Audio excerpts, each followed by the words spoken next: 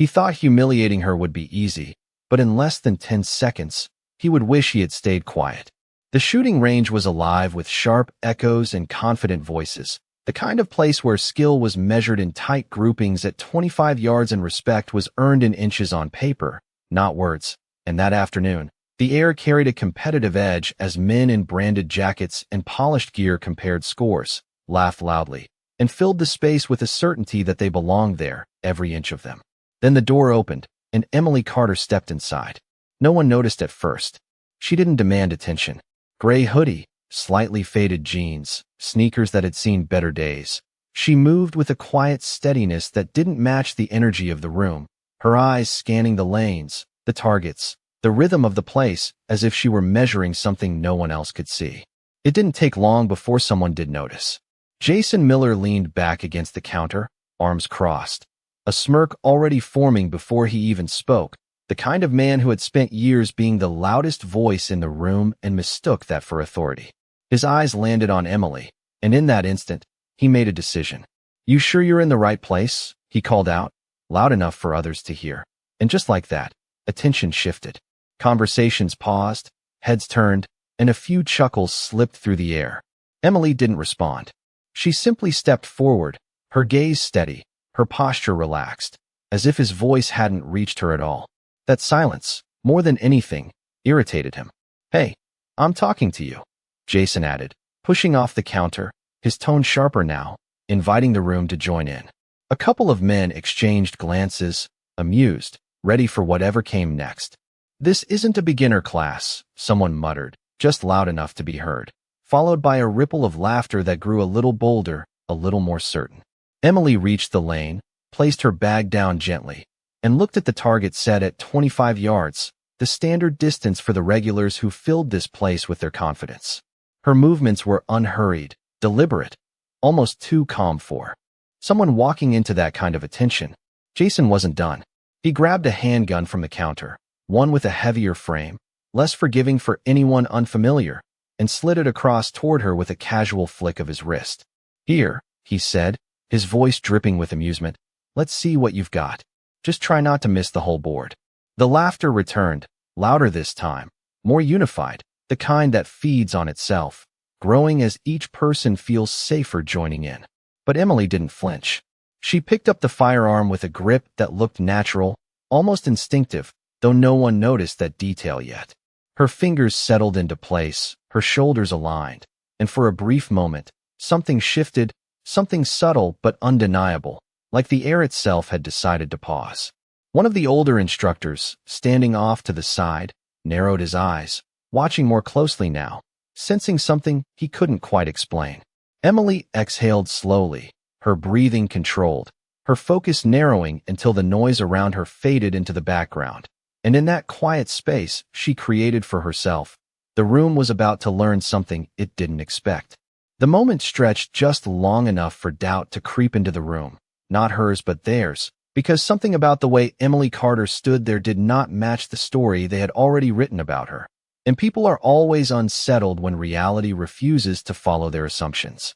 Jason Miller shifted his weight, forcing a chuckle that came out thinner than before, glancing around as if to remind everyone that this was still a joke, still his stage, still under his control. "Go ahead," he said, louder now, trying to reclaim the moment. "We are all waiting." A few men nodded, but their smiles were less certain, their eyes now fixed on Emily with a different kind of attention, not amusement, but curiosity. Emily did not look at them. Her focus remained on the target, a simple sheet set 25 yards away, its circles crisp and indifferent, offering no judgment, only truth. She adjusted her stance by a fraction, a movement so subtle most would have missed it, but the older instructor at the back did not. His arms slowly uncrossed as he leaned forward, watching the alignment of her shoulders, the angle of her wrists, the calm precision that did not belong to someone guessing their way through a first attempt. The noise in the room faded again, not because it disappeared, but because Emily no longer carried it with her. Her breathing settled into a rhythm that felt practiced, measured, controlled, as if she had done this 1,000 times before in places far removed from this casual range. Jason noticed it too, though he could not explain why it made him uneasy. He opened his mouth to say something, perhaps another remark to keep the laughter alive, but the words never came. Emily exhaled slowly, her fingers steady, her posture unshaken, and for a brief moment, the entire room seemed to lean toward her, drawn into the stillness she created. Then she fired. The sound cut clean through the air, sharp but controlled, and every head turned instantly to the target. The mark appeared close to center, tighter than anyone had expected, close enough that the room hesitated before reacting. A few brows furrowed. Someone stepped closer to get a better look. Jason blinked, his expression flickering as he recalculated, the confidence he had carried just moments ago slipping slightly beneath the surface. "Not bad," he said quickly, forcing a grin. "Guess you got lucky." But even as he said it, his voice lacked conviction, and the room felt it. Emily did not respond. She did not smile, did not acknowledge the comment, did not seek approval or react to doubt. Instead, she adjusted her grip again, a minor correction, almost invisible, yet deliberate in a way that suggested intention rather than chance.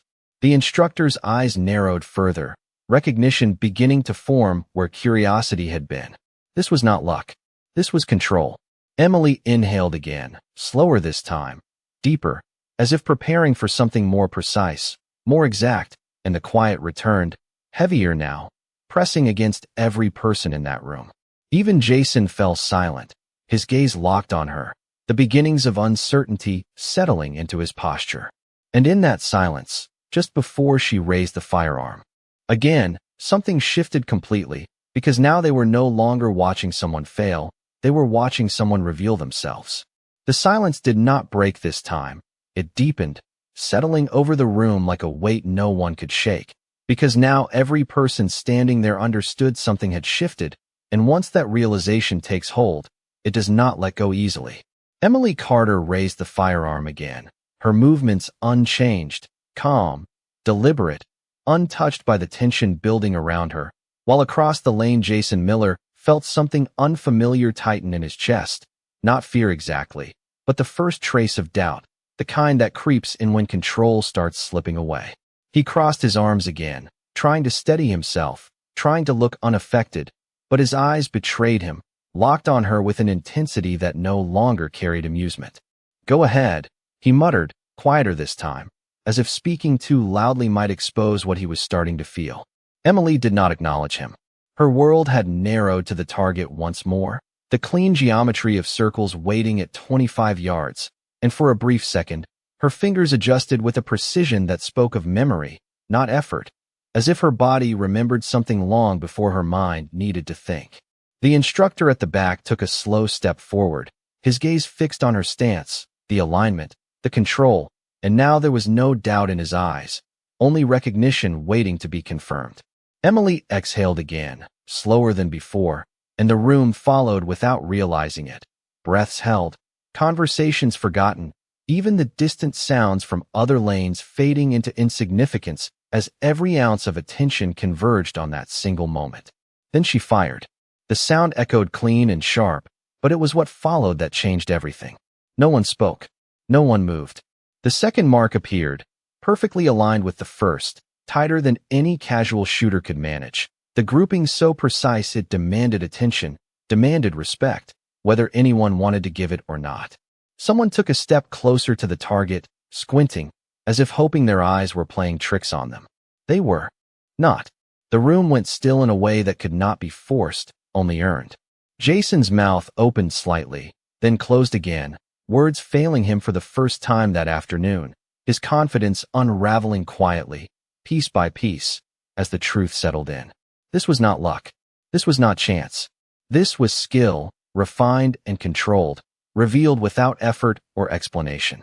Emily lowered the firearm with the same calm she had shown from the beginning, placing it down gently, as if nothing remarkable had happened at all, and that, more than anything, unsettled them further. Because people expect greatness to announce itself, to demand attention, to celebrate its own presence, but she did none of that. She simply stood there, composed, her expression unchanged, as if the silence around her was not something she had created, but something that had always been waiting to exist. The instructor finally spoke, his voice quieter than expected, carrying a weight that cut through the stillness. "That is not beginner form," he said, more to himself than anyone else, his eyes never leaving her.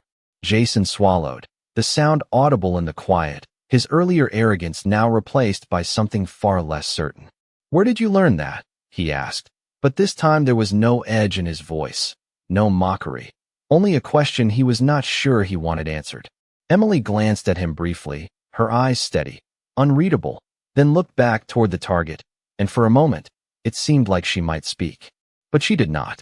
Instead, she turned slightly, as if preparing to leave, and that was when the instructor's expression changed completely, because in that single movement, in the way she shifted her weight and relaxed her stance, he saw it clearly, something he had only seen before in places far removed from this casual range, and his voice dropped to a near whisper as realization finally settled in.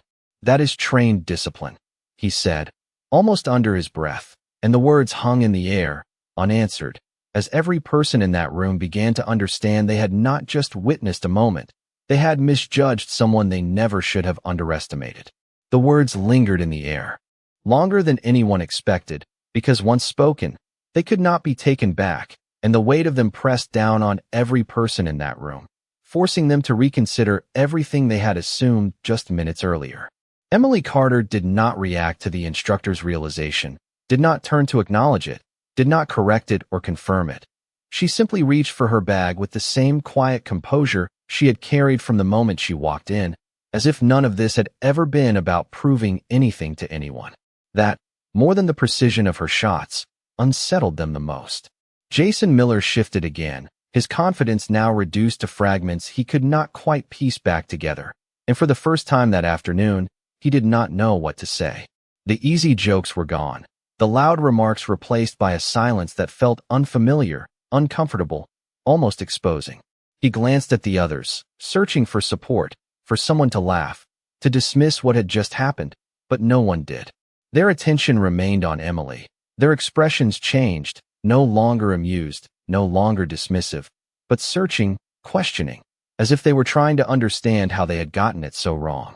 "You are not just someone walking in off the street," the instructor said finally, his voice steady but lower now, stripped of any casual tone, replaced with something closer to respect.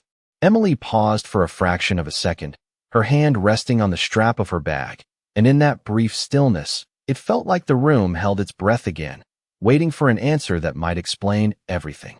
But she did not turn. She did not offer a name, a background, or a story to satisfy their curiosity. Instead, she continued moving, calm and unhurried, as if leaving was simply the next natural step. Jason swallowed, then stepped forward before he could stop himself, the need to reclaim some sense of control pushing him into motion. "Hold on," he said, his voice lacking the sharp edge it once had, replaced now with something closer to uncertainty. Emily stopped, not fully turning, just enough to acknowledge that she had heard him. That small gesture was enough to silence the room again. Jason hesitated, the words he had used so easily before now difficult to find, because there was no script for this moment, no practiced line to cover what he was feeling. I did not mean," he started, but even he seemed unsure how to finish that sentence, because intention did not matter anymore, only what had already been done. Emily looked at him then, her eyes steady, not angry, not cold, just clear in a way that left no room for misunderstanding. "You meant exactly what you said," she replied, her voice calm, even, carrying without effort, and the truth in it settled over him instantly, leaving no space for denial. Jason's shoulders dropped slightly, the last of his confidence giving way to something quieter, something more honest, though he was not yet ready to name it. No one else spoke. No one stepped in. The room remained still, not out of fear, but out of recognition, because moments like this do not happen often, and when they do, people feel them long after they are over. Emily adjusted her grip on the bag, turning toward the exit once more, her presence already beginning to recede, and as she walked away, the instructor watched her closely, his mind working through what he had seen, what he now understood.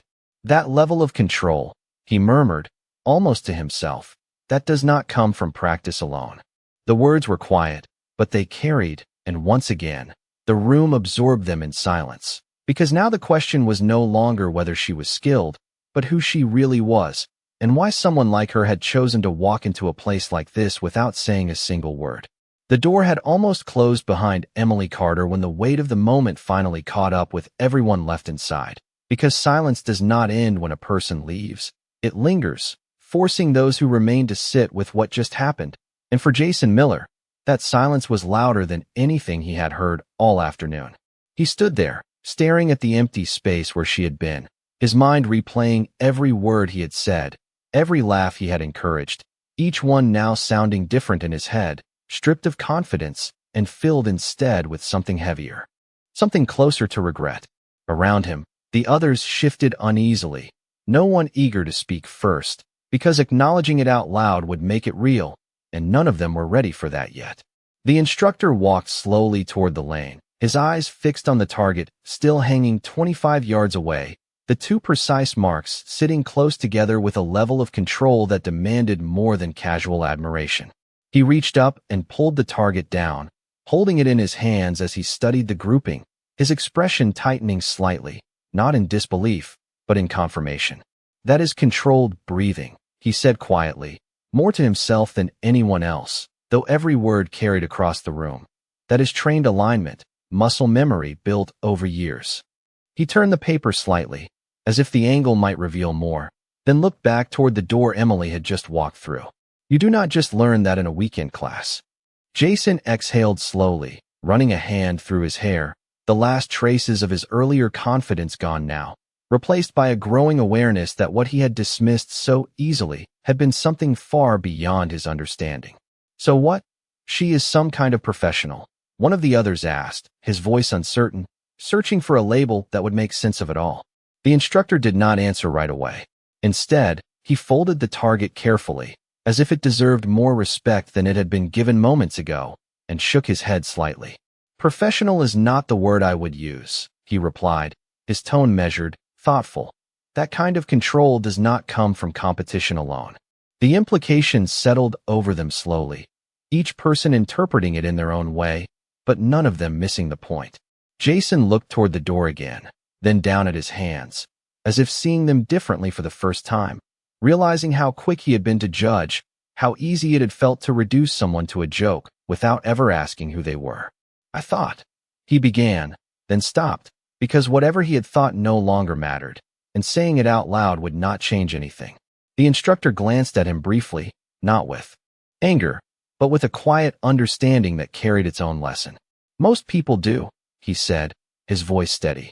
They see what is easy to see, and they stop there. The room remained still, each person caught in their own reflection, the earlier laughter now replaced by a silence that felt earned, not forced. Outside, through the glass, Emily moved across the parking lot, her pace unchanged, her presence already blending back into the world beyond those walls, as if nothing unusual had happened at all. But inside, everything had changed. Jason took a slow breath, his gaze lingering on the door a moment longer before he finally spoke again, softer this time, almost to himself. Who was she? No one answered, because the truth was, they had been given every chance to see her clearly, and they had chosen not to, and now, all that remained was the question, hanging in the air long after she was gone. The question did not fade, it settled deeper, echoing in the minds of everyone still standing there, because once doubt replaces certainty, it does not leave quietly, it demands answers, and yet none of them had one. The instructor placed the folded target on the counter with care, almost like it carried more meaning now than just paper and ink, then turned toward the others, his gaze moving slowly across the room, measuring not their skill, but their understanding. You all saw it, he said, his voice calm, grounded, but you were not really watching until it was too late. No one argued. No one disagreed, because they knew he was right. Jason Miller leaned back against the counter again, but this time there was no confidence in the posture, only a quiet attempt to steady himself, to process what had just unfolded.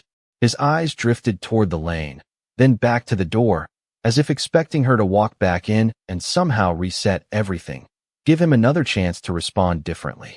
But she did not return. Outside, the world continued as normal, cars passing, people moving, unaware that something had shifted inside that room in a way none of them would easily forget.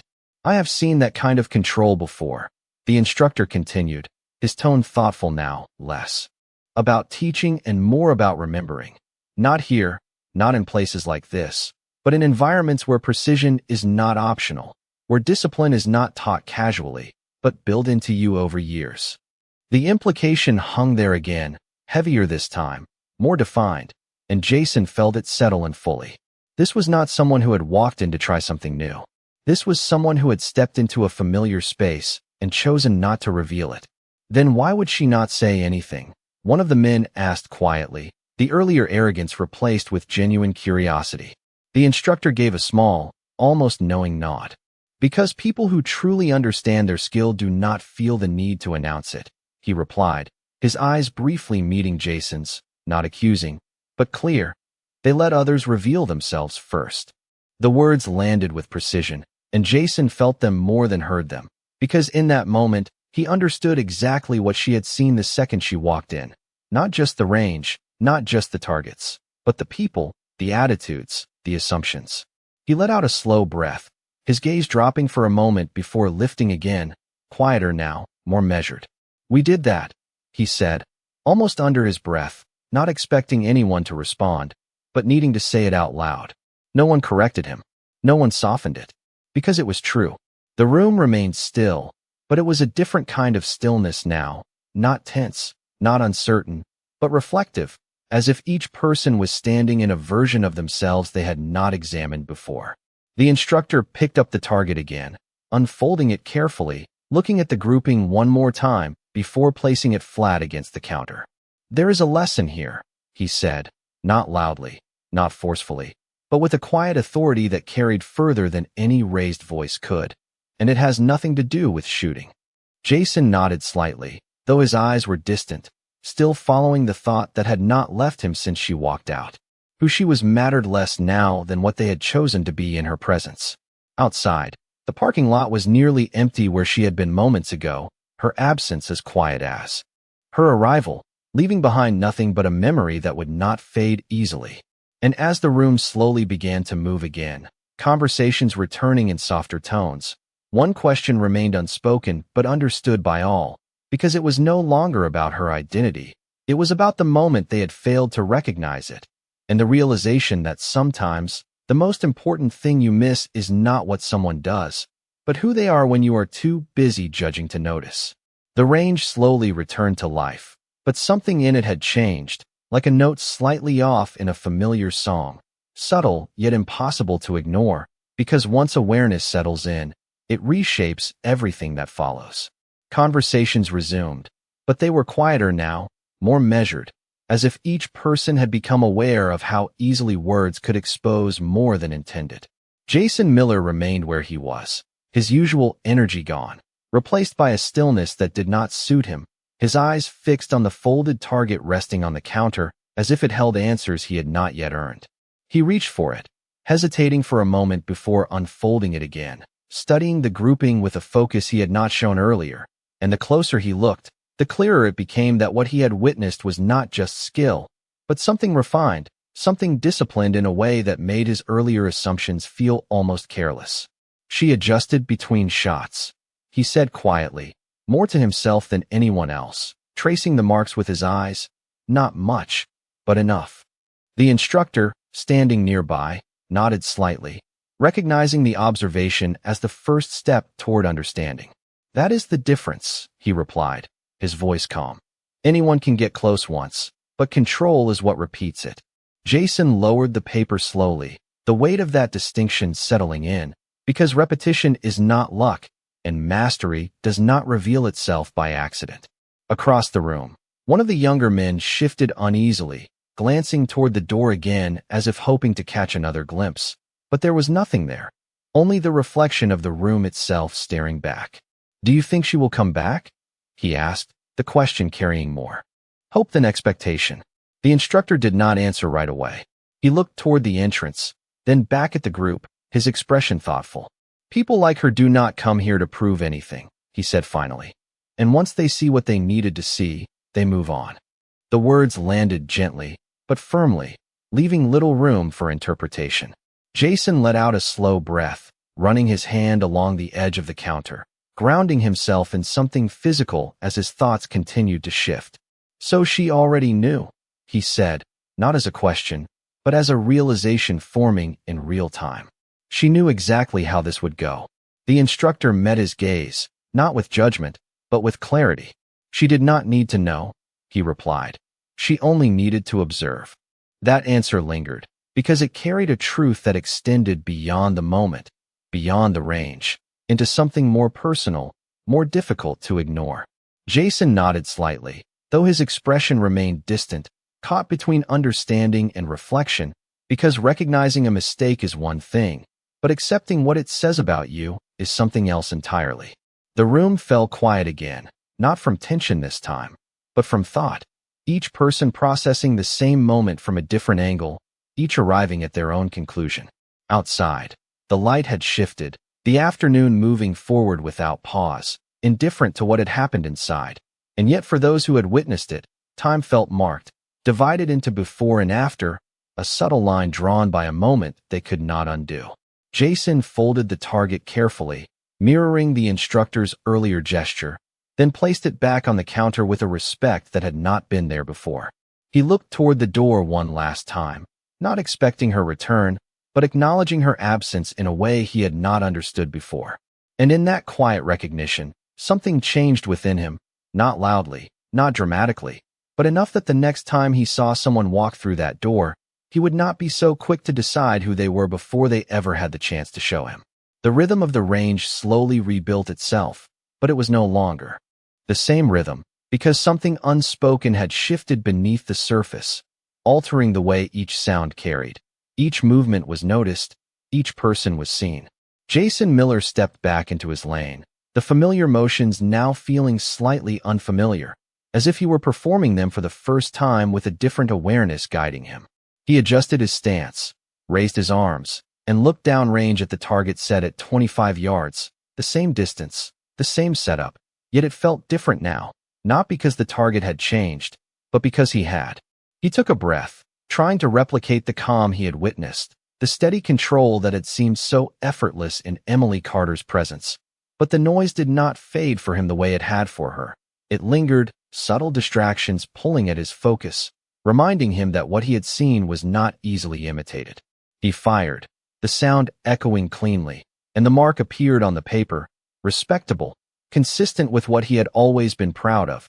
Yet when he looked closer, it no longer carried the same satisfaction. It was accurate, but it was not precise. It was practiced, but not refined. He lowered the firearm slowly, the realization settling deeper, because once you see a higher standard, it becomes impossible to ignore the gap between where you are and where you thought you were. Across the room, others followed a similar pattern, returning to their lanes, testing themselves quietly, their earlier confidence replaced by a quieter determination, each one measuring their own performance against a moment that had redefined what they believed was possible. The instructor moved between them without speaking, observing, his presence steady, allowing the silence to do what instruction sometimes cannot, forcing reflection where words would only distract. After a few minutes, he stopped beside Jason, watching as he adjusted his grip again, this time more carefully, more intentionally. "You are thinking about it now," the instructor said, his voice low but clear, and Jason nodded slightly without looking away from the target. "I thought I understood what I was doing," he replied, his tone honest, stripped of the certainty he had carried earlier. The instructor gave a small nod, not dismissing the statement, but placing it in context. "Understanding begins when you realize there is more you do not know," he said, and the simplicity of the words carried more weight than any lecture could have. Jason exhaled slowly, lowering his arms again, his gaze drifting briefly toward the counter where the folded target still rested, a quiet reminder of what had changed. "She made it look easy," he said, though now he knew that was not the truth. It had only looked that way because the effort was hidden beneath control. The instructor followed his glance, then looked back at him. "That is what mastery does," he replied. "It removes the struggle from what others see, but the work is still there, just beneath the surface." The room continued in this quieter rhythm, each person moving with a little more intention, a little less noise, as if the lesson was being absorbed not through instruction, but through presence, through the memory of someone who had not stayed long, yet had changed the space entirely. Outside, the light continued to shift, the day moving forward without pause. But inside, the moment lingered, not as a disruption, but as a recalibration. Jason stepped back from his lane again, his posture different now, less about proving, more about learning, and as he set the firearm down, he realized something he had not considered before, that the most significant part of what had happened was not the precision of those shots, but the clarity they had revealed, not about her, but about himself, and that realization stayed with him, quiet but persistent, long after the echoes of the range had returned to normal. The afternoon stretched forward, but the energy inside the range never fully returned to what it had been, because something had been quietly rewritten, not in the targets or the equipment, but in the way each person now carried themselves within that space. Jason Miller stood near the counter again, not out of habit this time, but because he found himself drawn back to the folded sheet of paper that had become more than just a record of 2 precise marks. He picked it up once more, slower than before, unfolding it carefully, as if respecting not just the skill behind it, but the moment it represented. The 2 shots sat there, unchanged, yet every time he looked at them, they seemed to reveal something new, not about her, but about the distance between what he had believed and what was actually possible. He traced the alignment with his eyes, noticing how little correction had been needed, how controlled the spacing was, and for the first time, he began to understand that what had happened was not just impressive, it was intentional in a way that could not be replicated without years of discipline. "You keep looking at that like it is going to change," the instructor said quietly from behind him, his tone not critical, but observant. Jason let out a small breath, not turning right away. "I think it already did," he replied, his voice low, thoughtful, because the paper had not changed, but he had. The instructor stepped beside him, glancing down at the target again, then back at Jason. "Most people only look once," he said, "then they go back to what they were doing." Jason nodded slightly. "That was me," he admitted, the honesty coming easier now, stripped of the need to protect his ego. "I saw what I wanted to see." The instructor gave a small nod, acknowledging the admission without judgment. "That is how it works," he said, "until something forces you to see differently." The words settled naturally, without weight, because they did not need emphasis, they had already proven themselves. Across the room, the others had grown quieter in their own ways, movements more deliberate, voices lower, as if each person was working through their own version of the same realization, measuring themselves not against each other, but against a standard they had not recognized before. Jason folded the target again, but this time there was intention in the gesture, a quiet acknowledgement that it meant something beyond the moment it captured. He placed it back on the counter, not as an object to revisit, but as something to remember. "Do you think she knew what she was walking into?" he asked after a moment, the question returning in a different form, less about identity, more about awareness. The instructor considered it briefly, his gaze drifting toward the entrance again. "People like her do not walk in blind," he said. "They see more than they say." Jason nodded, letting that settle, because it meant she had not just witnessed their behavior, she had understood it, measured it, and chosen how to respond without ever needing to raise her voice or defend herself. That realization carried its own weight, quieter but deeper than anything that had happened before. He looked down at his hands again, then back toward the range, where the targets stood unchanged, waiting, indifferent to who stood before them. "She did not prove anything," he said slowly, almost as if speaking it into existence. "She just showed it." The instructor gave a faint, approving nod, the kind that comes when someone reaches a conclusion on their own. "Exactly," he replied, "and that is the difference most people never learn." The room remained steady in its quieter rhythm, each person moving forward, but not quite the same as before, because once a moment like that takes hold, it does not fade, it reshapes, it lingers, and long after the sounds return and the routine resumes, the lesson remains, waiting for the next time someone walks through that door and challenges what they think they already understand. By the time the late afternoon light began to soften through the glass panels, the range had settled into a quieter rhythm, one shaped less by competition and more by awareness. And for Jason Miller, that shift was no longer something happening around him. It was happening within him. He stood once again at his lane, but this time he did not rush the process, did not glance sideways to measure himself against others, did not seek the validation that had once driven every movement. Instead, he focused on the small details, the alignment of his stance, the steadiness of his breath, the way his hands held the weight with intention rather than assumption. It felt slower, less certain, but also more real.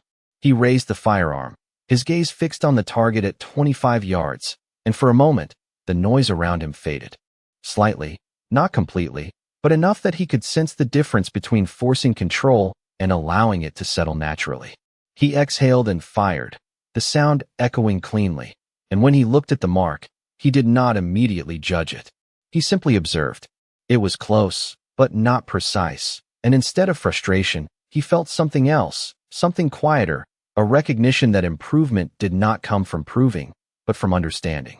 He lowered his arms slowly, nodding almost imperceptibly to himself, as if acknowledging a truth he had only just begun to accept. Across the room, the instructor watched him briefly, then moved on without comment, because sometimes the absence of correction is its own form of approval. The others continued in similar silence, each person absorbed in their own process, their earlier voices replaced by a collective stillness that carried more weight than noise ever could. The folded target remained on the counter, untouched now, not because it had lost importance, but because its lesson had already been absorbed, no longer needing to be revisited to remain present. Jason stepped back, resting his hands lightly on the edge of the lane, his gaze drifting once more toward the entrance, not with expectation this time, but with a quiet acknowledgement of the moment that had passed through it. She did not need to stay, he said softly, almost to himself, and the instructor, passing nearby, paused just long enough to hear it. People who understand their worth rarely do, he replied, his voice calm, leaving the words behind as he continued on. Jason nodded slightly, letting that settle, because it explained more than any background or title could have. It was not about where she came from or what she had done.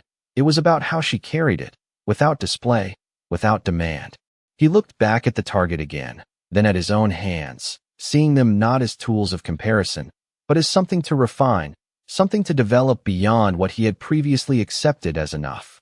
The room continued in that steady, reflective rhythm, each person moving forward in their own way, the lesson spreading quietly without needing to be spoken. Again, outside, the sky had shifted toward evening, the lights softening further, marking the passage of time that no one inside had truly noticed. And as Jason prepared for another attempt, adjusting his stance with a little more care, a little more patience, he understood something that had not been clear before, that the moment Emily Carter had created was not about the shots themselves, but about the silence that followed, the kind that forces you to listen not to others, but to yourself. And once you do, you can never go back to hearing things the same way again. The range was quieter now than it had been all day, not because fewer people were there, but because something unspoken had taken hold, guiding the pace, shaping the atmosphere into something more deliberate, more aware. Jason Miller stood still for a moment longer than usual before stepping back into position, his movements no longer driven by habit, but by intention, each adjustment slower, more thoughtful, as if he were learning something entirely new from the same familiar motions. He raised his arms again, aligning himself with the target at 25 yards, but this time he did not rush to act, did not chase the result. He simply stood there, breathing, allowing the moment to settle. Around him, others mirrored that same shift, their earlier confidence replaced with a quieter focus, each person moving with a level of care that had not been present before. The instructor remained near the back, watching without interruption, his presence steady, understanding that the lesson unfolding now could not be taught through words alone. Jason exhaled slowly, then fired, the sound echoing across the room, clean and controlled, and when he looked at the result, he saw something different, not perfection, but progress, a small improvement that carried more meaning than any previous attempt. He nodded slightly, not out of pride, but acknowledgement, recognizing that growth rarely announces itself loudly. It appears quietly, almost unnoticed, until you choose to see it.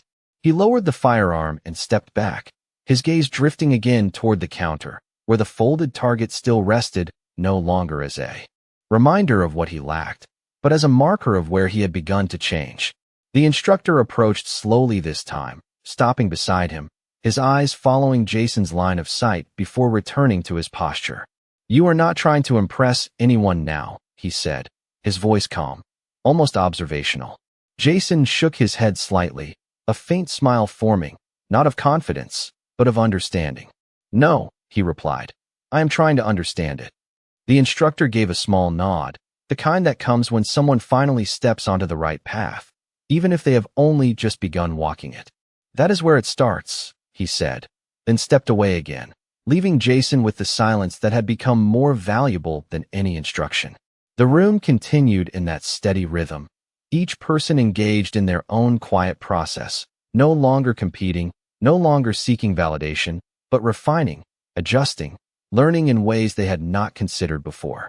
Outside, the evening light had begun to fade, casting longer shadows across the parking lot, signaling the end of the day, yet inside, it felt like something had just begun. Jason rested his hands on the edge of the lane once more, taking a deeper breath, his thoughts no longer tangled in what had happened earlier, but anchored in what it meant moving forward. He realized that the most important part of that moment was not the silence it created in the room, but the clarity it left behind, the kind that stays with you long after the moment itself has passed. He looked downrange again, then back at his hands, and for the first time, there was no urgency, no pressure to perform, only a quiet commitment to improve, to become better than he had been before. And as the range carried on around him, steady and subdued, one truth settled firmly in his mind, not spoken, not announced, but understood, that sometimes the most powerful lesson does not come from what someone says or does, but from what they reveal without ever trying to, leaving you to decide what you will do with it once they are gone. The evening settled fully outside, the last traces of daylight fading into a soft glow that reflected faintly through the glass, and, inside the range, the steady rhythm continued, quieter, more focused, as if the space itself had absorbed the lesson and was now echoing it back through every movement made within it. Jason Miller remained at his lane, but there was no urgency in him anymore, no need to rush or prove, only a steady commitment to refine what he now understood was far more complex than he had once believed. He adjusted his stance again, not dramatically, just a slight shift in weight, a more deliberate alignment, the kind of change that would have gone unnoticed earlier, but now felt significant because he was paying attention in a way he had not before. He raised his arms slowly, his breathing measured, and for a brief moment, the noise around him softened again, not completely gone, but distant enough that he could focus on the process itself rather than the outcome. He fired, the sound echoing cleanly, and when he looked at the result, he saw improvement, subtle but real, a tighter grouping than before, and instead of comparing it to anyone else, he simply acknowledged it for what it was, progress earned through awareness rather than assumption. He lowered the firearm and stepped back, a quiet satisfaction settling in, not pride, not victory, but something steadier, something that did not need to be announced. The instructor, observing from a distance, gave a small nod, not to praise, but to recognize the shift that had taken place, because growth like that is not measured in single moments, but in the way those moments change what comes next. Around the room, others had followed a similar path, their earlier energy replaced by a more thoughtful presence, each person working through their own understanding, their own realization that what they had seen earlier was not just an exception, but a standard they had not yet reached. The folded target still rested on the counter, untouched now, yet its presence remained, a quiet anchor to the moment that had started it all, a reminder that did not need to be revisited to be remembered. Jason glanced toward it briefly, then back at his lane, understanding that the real work was not in looking back, but in moving forward with what he had learned. He rested his hands lightly against the edge, taking a slow breath, his thoughts no longer circling around who she had been, but around what she had revealed without ever explaining it. The instructor walked past him once more, pausing just long enough to speak, his voice low, steady, carrying the kind of clarity that only comes from experience. Respect is not something you decide to give after the fact, he said. It is something you choose to have from the beginning. Jason nodded, the words settling into place, not as a correction, but as a truth he could not ignore, because he had lived the opposite of it only hours before.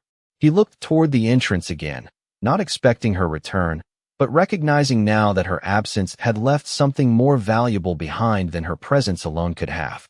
Outside, the night had fully taken hold, the world moving forward without pause, but inside, the shift remained, steady and lasting. Jason picked up his gear slowly, not rushing to leave, but no longer needing to stay, because the lesson had already done its work. And as he turned toward the exit, one final thought settled quietly in his mind, clear and undeniable, that the next time someone walked through that door, he would not wait for proof before offering respect, because some of the most important truths are the ones you only recognize after it is too late to respond the way you should have the first time. The door closed softly behind Jason Miller as he stepped out into the night, the cool air meeting him with a quiet contrast to the controlled environment he had just left behind, and for a moment, he paused, not because he needed to, but because something in him was not quite ready to move on as if nothing had changed. The parking lot stretched out under dim lights, empty now, the earlier presence of others reduced to silence, and somewhere in that stillness, he found himself looking toward the far edge, where she had disappeared without a word, without a name offered, without anything that would make her easier to understand. Emily Carter had come and gone without leaving a trace anyone could follow, yet what she left behind did not fade with her absence. It remained, quiet but undeniable, shaping the way he now stood, the way he thought, the way he would act the next time he faced a moment like that. He let out a slow breath, his gaze dropping briefly to the ground before lifting again, and for the first time that day, there was no need to fill the silence, no need to prove anything to anyone, not even himself. Inside the range, the sounds had already resumed, the routine continuing, but he knew it would not be the same for those who had been there, because moments like that do not repeat, they redefine. He walked toward his car, his steps steady, unhurried, each one carrying the weight of a realization that did not feel heavy, but grounding, as if something had shifted into place that had been missing before. He reached the door, then paused again, his hand resting lightly on the handle, his mind returning not to the shots, not to the silence, but to the look she had given him in that brief moment when he had tried to explain himself, a look that had not carried anger or judgment, only clarity, the kind that does not need to be spoken to be understood. You meant exactly what you said. The words echoed now, not as an accusation, but as a mirror, reflecting something he could no longer ignore. He opened the door, then stopped, glancing back toward the building one last time, the soft glow of light behind the glass hinting at the world he had just left, a place that now felt different, even from the outside. And in that quiet moment, one final understanding settled in, not dramatic, not overwhelming, but steady and certain. That respect is not something you learn in a single moment, but it can be revealed in one. And once you see it, truly see it, you cannot return to the version of yourself that did not understand it before. He got into the car, the door closing with a soft click, and as the engine started, the night remained still around him, unchanged, indifferent, yet inside, something had been set into motion that would not fade with time. Somewhere out there,